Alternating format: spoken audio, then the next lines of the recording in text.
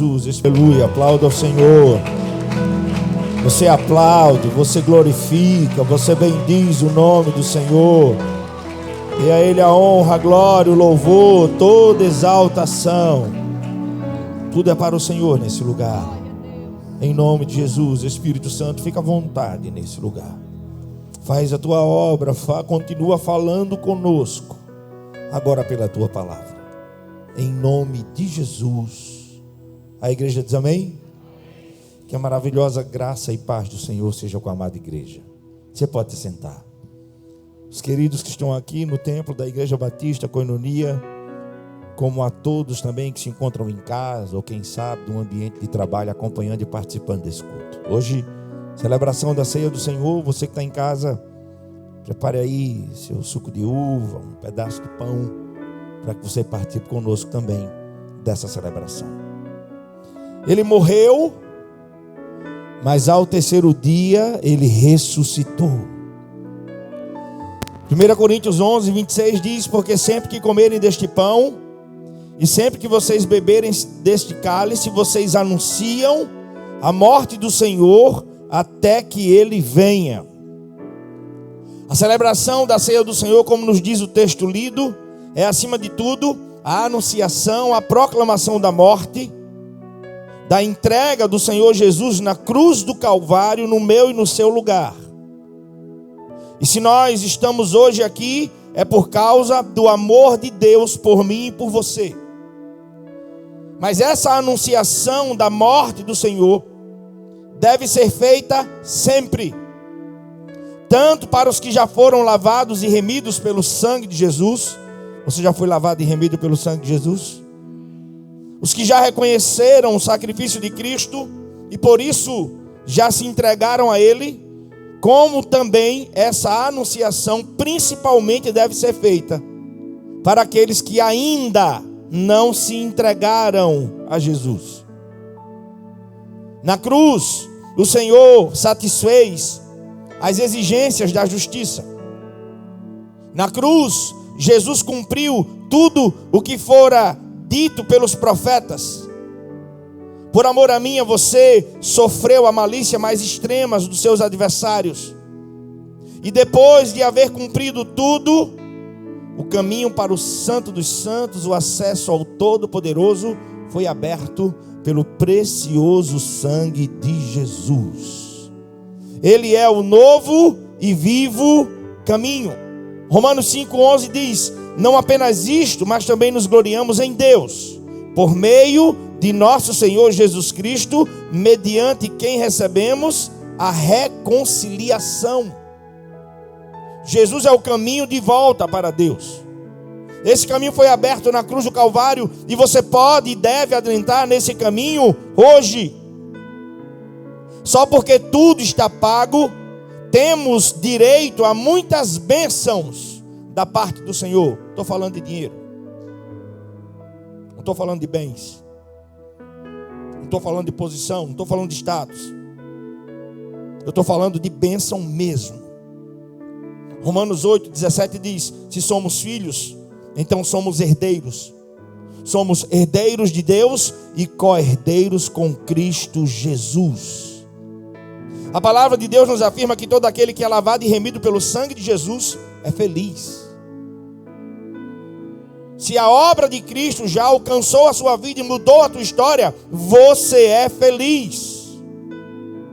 Romanos 4, 7 e 8. Como são felizes aqueles que têm as suas transgressões perdoadas, cujos pecados são apagados. Como é feliz aquele a quem o Senhor não atribui culpa. Quem não busca a felicidade? Quem não deseja desfrutar da felicidade na vida? Como as pessoas procuram, como todos nós necessitamos de felicidade. E eu quero te dizer, seja lavado, remido, receba o perdão de Deus. Você vai encontrar a paz que só Ele pode dar e mais ninguém. Só porque tudo está pago em Cristo Jesus, não somente felicidade, mas paz e o caminho de volta para Deus. Romanos 5, verso 1.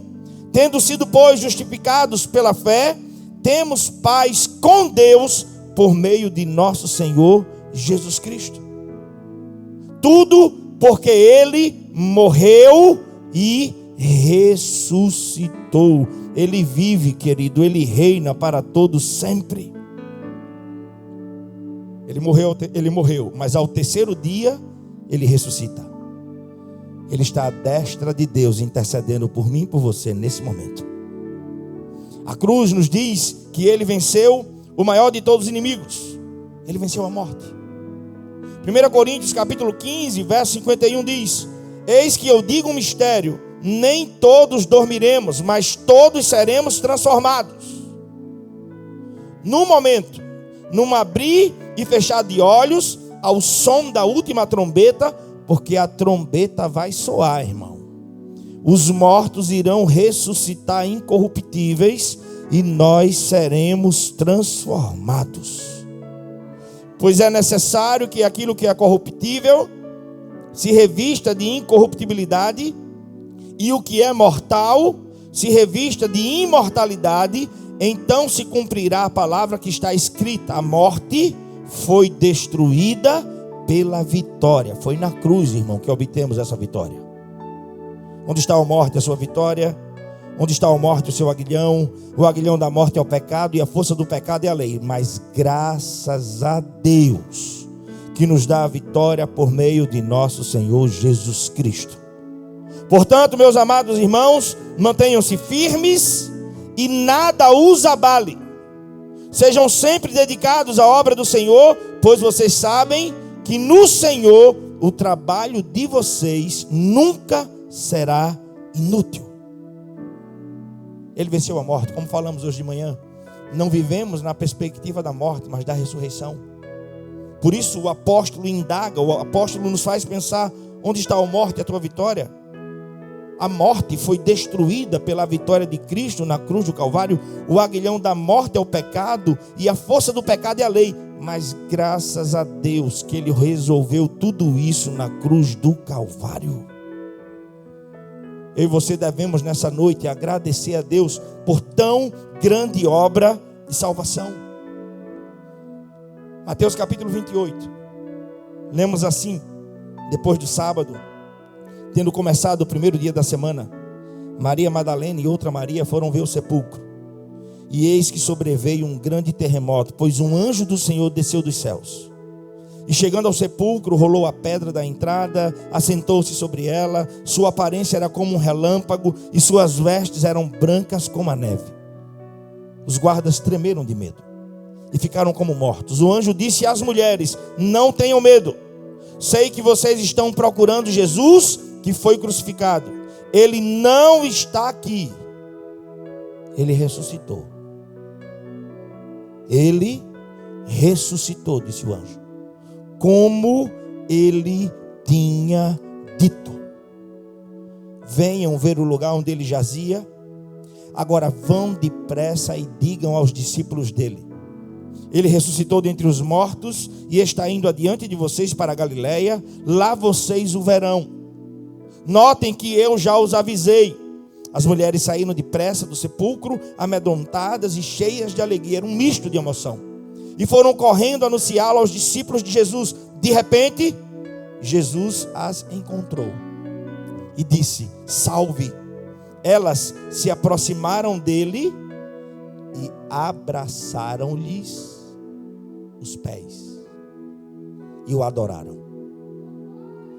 Então Jesus lhe disse: não tenham medo.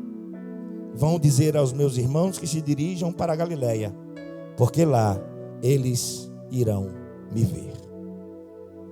Satanás achou que tinha vencido quando fez homem e mulher pecar no jardim do Éden. Depois achou que venceu novamente quando Jesus foi crucificado. Mas a aparente vitória de Satanás, Deus o tornou em derrota quando ao terceiro dia ele ressuscitou. Deus não é homem para mentir, nem filho do homem para se arrepender. O que ele fala, ele cumpre. Apocalipse capítulo 1, verso 17 e 18. Não tema, porque eu sou o primeiro e o último, aquele que vive. Estive morto, mas eis que estou vivo pelos séculos dos séculos e tenho as chaves da morte e do inferno. Isso significa dizer que como Jesus venceu a morte, com Ele nós também viveremos. Irmãos, se a nossa relação com Cristo é autêntica, nem a morte a gente teme. E aí, num tempo de pandemia, tanta gente morrendo, como é que fica? Não vivemos na perspectiva da morte, mas na perspectiva da ressurreição. Por quê? Tragada foi a morte pela vitória. Se você se preocupa demais com isso, você é sábio e prudente. Você não se expõe à morte. Mas se a caminhada com Cristo é real, você não a teme. Romanos 14. Porque se eu vivo para o Senhor. Se eu morro para o Senhor. Quer eu viva, quer eu morra, eu tenho um dono, eu sou do Senhor. Você também? A ressurreição de Jesus deve ter sido bem cedo pela manhã. O texto de Mateus 28 nos diz que o terremoto e o anjo abriram o túmulo, mas não abriu o túmulo para que Jesus saísse. Abriu o túmulo para que as mulheres entrassem. A mensagem daqueles anjos para as mulheres é o seguinte: venham e vejam, e depois saiam e anunciem. Você precisa declarar lá no teu trabalho. Você precisa declarar lá na tua casa para o teu ente querido que não conheceu Jesus: olha, ele morreu, ele ressuscitou e ele vai voltar. Você sabia que ele vai voltar? Você sabia mesmo que ele vai voltar? Os versos 8 e 10 de Mateus 28 diz: retirando-se elas apressadamente do sepulcro, preste atenção, tomadas de medo e ao mesmo tempo de grande alegria, correram para anunciar aos discípulos. E quando elas estavam indo, Jesus foi ao encontro delas. E o que é que o texto diz? Elas abraçaram o quê? O pescoço? O corpo? Elas abraçaram o quê?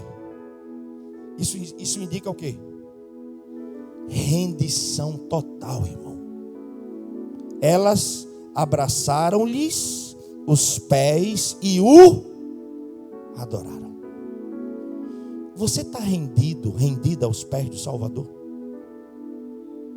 Você tem essa relação com Cristo? É o melhor lugar que nós devemos estar. É aos pés do Salvador. Não é uma religião que vai resolver seu problema, nem dar sentido para a sua vida. É um relacionamento pessoal intransferível com a pessoa bendita de Cristo Jesus. E não há outro lugar para estarmos nessa relação a não ser prostrados aos seus pés, porque Ele é Senhor. Ele merece a minha sua adoração. Esse culto é para Ele, o louvor é para Ele, a adoração é para Ele. Tudo é dele, por Ele e para Ele. Na ceia, vocês anunciam a morte do Senhor até que Ele... Diga para quem está do seu lado: Jesus está voltando. Para quem está do teu lado, diga aí: Jesus está voltando. Igreja, a volta de Cristo é a promessa mais gloriosa que está para se cumprir. É só ler atentamente a Bíblia. Os efeitos desse acontecimento jamais foram vistos na história. Muitos a desconsideram. Muitos a têm como ilusão dos crentes. Mas escute, é Bíblia. Jesus vai voltar para levar todos os que foram lavados e remidos pelo sangue dele. Jesus voltará para levar todos aqueles que de fato entregaram a sua vida a Ele. E a melhor coisa que podemos fazer, sabe o que é? Porque quando se fala da volta de Cristo, tem gente que fica com medo. Tem gente que nem lê Apocalipse. Não, pastor, eu não gosto de ler Apocalipse. Tudo que a Bíblia fala da volta de Cristo não é para aterrorizar ninguém.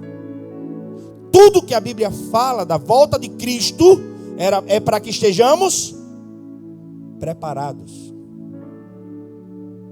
Não seja imprudente como as virgens nécias. Tem coisa na vida que não dá para dividir, irmão.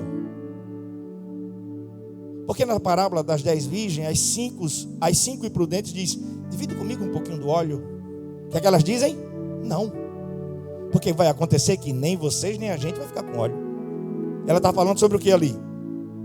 Sobre o que? Salvação, irmão. Porque cada um dará conta de si mesmo diante de Deus. Corram, vão lá arrumar o azeite. Quando elas voltaram, foi tarde. O noivo já tinha fechado a porta. Abre, nunca conheci vocês. Sabe o que é hoje esse culto? Mais uma oportunidade que Deus te concede para você tomar uma postura na vida.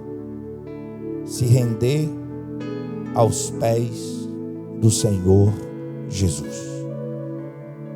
Enquanto você pode fazer isso. A palavra utilizada no Novo Testamento que se refere à segunda vinda de Jesus é parousia. Mateus capítulo 24 é o único texto em que aparece essa palavra e aparece 4 vezes. Mateus 24, verso 3, verso 27, verso 37 e verso 39. Essa palavra que fala da volta de Jesus, esse termo empregado se refere à chegada de um governador aos seus domínios, à volta de um rei aos seus súditos. Fala de alguém que não chega de qualquer forma, mas chega com poder e autoridade. Exatamente como Jesus nos ensina na palavra que será a sua volta. A palavra nos ensina que na volta de Cristo acontecerão sinais jamais vistos. Está na Bíblia, irmão. No sol, na lua e nas estrelas. A Bíblia diz que os exércitos celestiais serão abalados. E aí todos verão o Filho do Homem sobre as nuvens, em plenitude de poder e glória. Mas não volta como Salvador. Voltará como Senhor, como juiz. Aí todo joelho vai ter que se prostrar. Aí toda língua vai confessar que Jesus Cristo é o Senhor, para a glória de Deus Pai. Será essa a introdução do reaparecimento de Jesus, o Rei da Glória, o Filho do Homem, o Alfa, o Ômega, aquele que era, aquele que é. Os anjos anunciaram a volta de Jesus. Na ascensão de Jesus aos céus, Atos capítulo 1, verso de 9 a 11, o texto diz: tendo dito isto, foi elevado às alturas enquanto eles olhavam. E uma nuvem o encobria da vista deles, e eles ficaram com os olhos fixos nos céus enquanto ele subia. De repente surgiram diante deles 2 homens vestidos de branco que lhes disseram: Galileus, por que vocês estão olhando para o céu? Este mesmo Jesus que dentre vocês foi elevado aos céus, voltará da mesma forma como vocês o viram subir. Jesus está voltando. Esse texto está nos falando da ascensão de Cristo. A Bíblia nos ensina que Deus, que é o Senhor da história, escute. Não fique tateando. Quando a gente não conhece a palavra, a gente fica desesperado com os acontecimentos.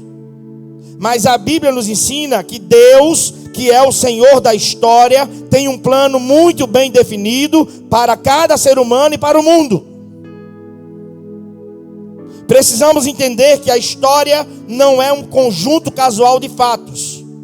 A história não é uma soma de acontecimentos que não tem um propósito maior. O mundo segue uma direção. O mundo caminha e se move rumo àquilo que Deus já estabeleceu. O salmista diz que ele frustra os propósitos das nações, mas os planos dele se cumprem. nada impede o agir do Senhor. E quando tudo se consumar, todos verão Jesus como Senhor e Juiz voltando. E essa será a segunda vida. Os apóstolos ensinaram, já li o texto, 1 Coríntios 15, verso de 51 a 54. Eis que lhes digo um mistério, nem todos dormiremos, mas todos seremos transformados. Como vai se dar isso? Num momento. Num abrir e fechar de olhos. Nessa vinda de Cristo para buscar a sua igreja, Paulo ensina que coisas maravilhosas irão acontecer. A morte será vencida, o que é corruptível se revestirá de incorruptibilidade, o que é mortal se revestirá de imortalidade. Tudo em nós será transformado e desfrutaremos de uma das maiores vitórias concedidas a um ser humano. Venceremos a morte e teremos um corpo glorioso. Diga amém. Mas como é que vai se dar tudo isso? Versículo 52. Num momento, num abrir e fechar de olhos. Momento é a palavra grega átomo, unidade indivisível do tempo. E para expressar isso, para nos ensinar isso, Paulo diz: um piscar de olhos. Pisca aí, irmão. Pisca aí. Já foi. Lá no complexo eu vou botar uma orquestra no subsolo qualquer dia desse, quando a gente estiver lá. Quando eu disser Jesus vai voltar, a orquestra todinha embaixo. Pá, eu quero ver os crentes pulando. Aí depois eu vou perguntar: e aí, se fosse agora, como é que você se encontra? Não vai dar tempo de nada não, irmão. Não vai dar tempo de nada. Não é se preparar, é estar preparado. Agora. É caminhar em santo temor a Deus. Você não é perfeito, eu não sou perfeito. Carecemos da graça, da misericórdia de Deus. É preciso estar preparado para a vinda do Senhor. Será muito, mas muito rápido. Olha o que diz a Bíblia. Quanto ao dia e a hora ninguém sabe, nem os anjos nos céus, nem o Filho do homem, senão o Pai. Porque da mesma forma como foi nos dias de Noé, assim também será na vinda dele. Lembra de Gênesis? Nos dias anteriores ao dilúvio, o povo vivia comendo e bebendo, dizendo que Noé era louco, casando e dando-se em casamento, até o dia em que o louco entrou na arca. E ele foi fechar a porta.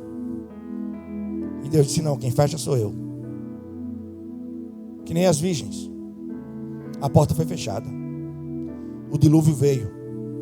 Correram para bater, mas não podia mais abrir, porque a oportunidade foi dada. E aí, o texto de Mateus 24 diz: da mesma forma acontecerá na vinda do Filho do Homem. 2 homens estarão trabalhando no campo, um será levado e outro deixado. 2 mulheres estarão trabalhando no moinho, uma será levada e outra deixada. Portanto, vigiem, porque vocês não sabem em que dia virá o seu Senhor. Mas entendam isso: se um dono de casa soubesse a que horas da noite o ladrão viria, ele ficaria de guarda. Ele não deixaria que a sua casa fosse arrombada. Assim, vocês também precisam estar. Verso de número 44 de Mateus 24. Assim vocês também precisam estar. O texto nos diz: amedrontados, apavorados com a volta. Não. O texto diz assim: vocês precisam estar preparados. Para poder declarar o que sobre esse assunto? Maranata. Ora vem Senhor Jesus.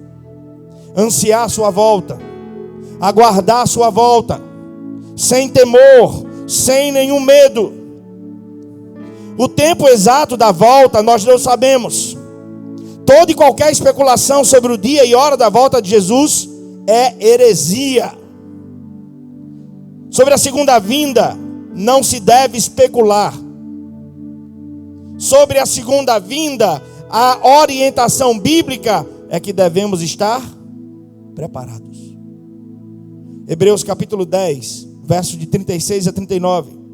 Vocês precisam perseverar, de modo que, depois de terem feito a vontade de Deus, vocês recebam o que Ele prometeu. Pois em breve, muito em breve, aquele que vem virá e não demorará. O meu justo viverá pela fé, e se ele retroceder, eu não me agradarei dele. Nós não somos dos que retrocedem e são destruídos, mas dos que creem e são salvos.